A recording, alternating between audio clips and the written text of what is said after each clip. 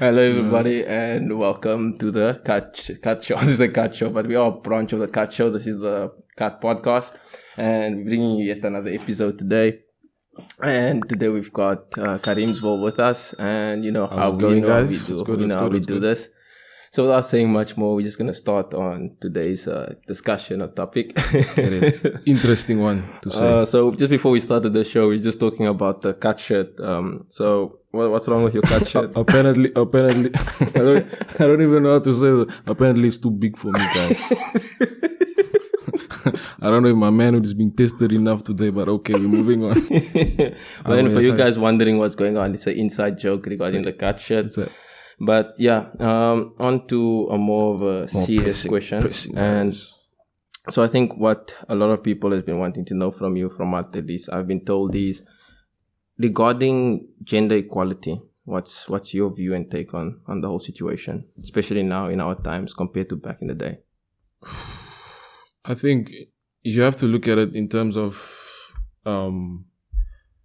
because obviously this whole thing about equality has been plagued with a lot of misconceptions, especially in terms of the way people view feminism. Women feel like they are still the minority in society, and they feel like they still need to prove themselves in, whether it's the workplace or whether it's in any platform in society. Yeah. So I just feel like there's a lot of things that play a role in what gender equality should be, and I think it's a touchy subject, but I feel like either way, it's something that one would think is favors the male more, I would say, because over generations and over time, men have always been seen to have the upper hand in society. Fact or opinion? Some think it's a fact, but I think it's an opinion, because when you lay down the foundation, I feel like personally there's no household without a woman, because I feel like in order to establish those fundamentals and like the teachings you teach to your family and your children, I think both roles are essential in terms of how gender equality is perceived. So probably, if we have female viewers who'll be viewing this, the first thing they'll probably criticize us or you for is, what leg do you have to stand to speak on the topic regarding the gender equality and you not being a female, and obviously saying that it's opinions. What leg? So what leg do you have to stand on, right? Saying that it's opinions that what women go through and not the fact. Since you're not a woman being yourself. I think it's listen, I probably would never understand what it's like because I'm not a woman, firstly. Clearly. Yes, clearly. Unless it's the kind of question. I don't like the way you asked that. Anyway, no, obviously we as men can never truly understand what it feels like, because this is something that women face on a daily basis, and it's something that we keep touching on, but nobody actually addresses. We only address the issue, but nobody actually brings it out. Because what I know is women feel like the narrative is not brought out enough. It's not. It hasn't been resolved to a point where they feel like they are at the same playing field as men. They still feel like they're at the back foot. So my thing is this, right?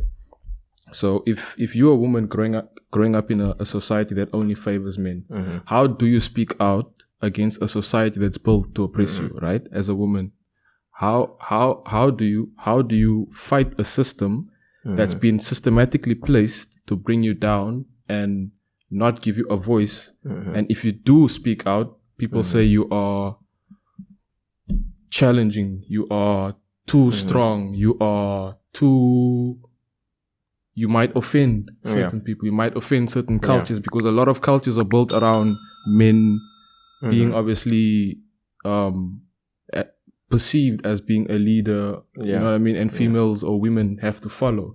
So I feel like at the moment women do not have they do not have a concrete platform, or they do not have a proper voice in how they can like express their opinion without being put under the microscope or under the red pen all the time. And I feel like it has a role to play with us men as well. There's something there are things that we as men can do as well, such as empower you, like daughters and stuff, not to feel ashamed of actually being if, let's say, obviously with respect, you need to empower your daughters not to be dependent on a man. Firstly, I feel like women are told too much that they should be dependent on men and they should follow instead of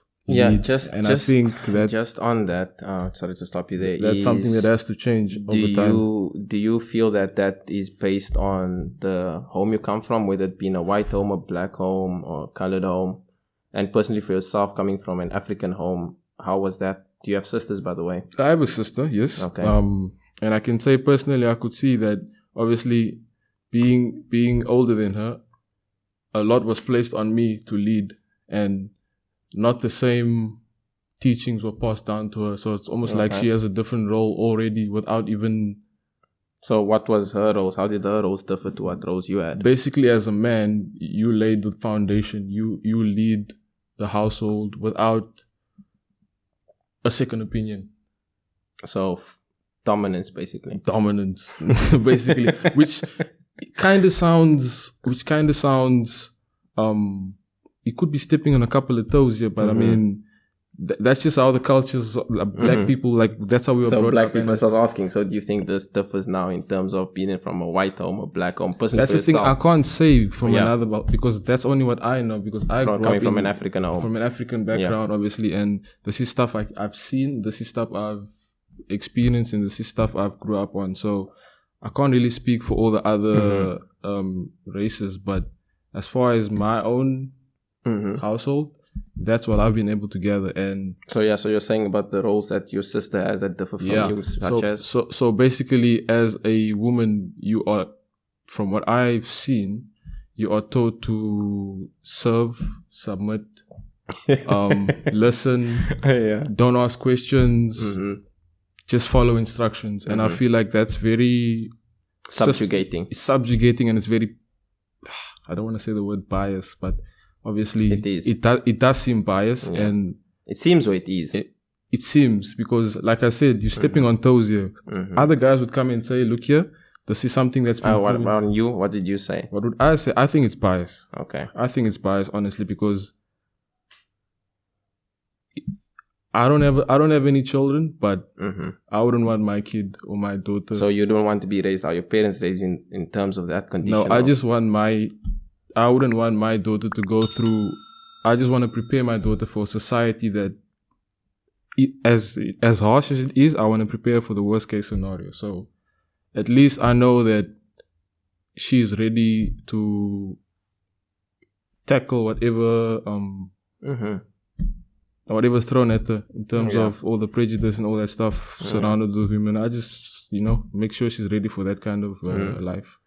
So something that usually commonly stated is what I've heard some women say, and a lot of things that's been mentioned quite a bit, is that an excuse where guys that have mothers and sisters will always be the first to speak out and say, but I have a sister and I have a mother, so I can't be hold the responsible. Like, I know what it is like. Do you think that's a fair statement to make? I think it's a fair statement.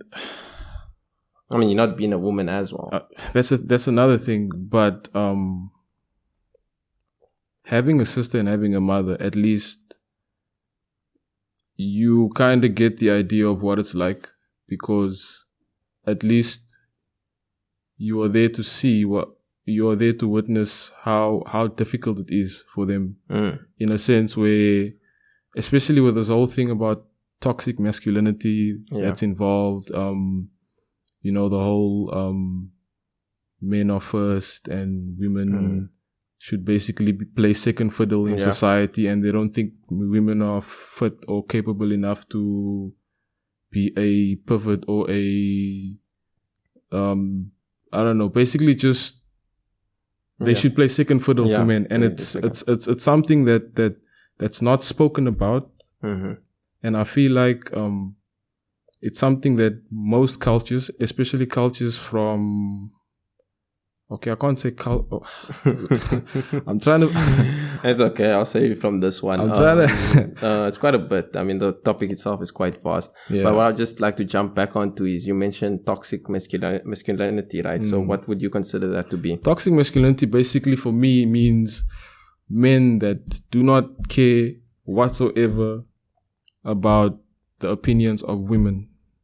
And I feel like toxic masculinity is something that some men are afraid to admit exists because of the pressure other men put onto them. Such as being weak. And by weak, what do you mean by weak? You should not let a woman question you. How would you feel if a woman questions you and you are surrounded by other men? I mean, it's your ego, I guess. It's your ego. See, so I feel like. And what you're saying is if she doesn't question you if she doesn't question you in front of other men, then it's okay. It's okay. But that's the thing with men. It's funny because we're laughing now, but this is something that motivates people. It motivates them in a sense where he feels like he's a man if he's not questioned. He's a man if he's not challenged. He's a man because now they fear him out of respect, or the other way around. But in retrospect, he doesn't gauge the actual the perception that it's not something that is healthy for a relationship that you want to establish with a partner or a child. Because I feel like as a man, you need to be able to have a balance of how you father someone or how you behave as a partner. So basically you should be a leader and at least try and get a second opinion here and there, because I feel like great leaders listen to opinions. You can't lead without having a good team around you or a good so I'm just gonna have to cut it here. I mean, it was quite an intense conversation, quite fast as well. I mean, there's probably people who will not agree with you and people that will agree with you, but I mean, it's your opinions and your view on it. Basically. And so with that, guys, this will be another episode of the Cut Podcast, and hope you guys enjoyed that one. And like I said, we had to cut it short because we could go on forever regarding this topic. This is something that probably one of those topics that you don't touch on without knowing your facts. Otherwise, you get slaughtered out here. So without saying much more, thank you guys for tuning in, and don't forget to like, subscribe, and comment down below, and challenge what was stated here to say, or what was said here today. Also give us your own opinions on what you think about the matter. Thank you for tuning in on this episode of the podcast, and I'll see you guys on the next one. Cut.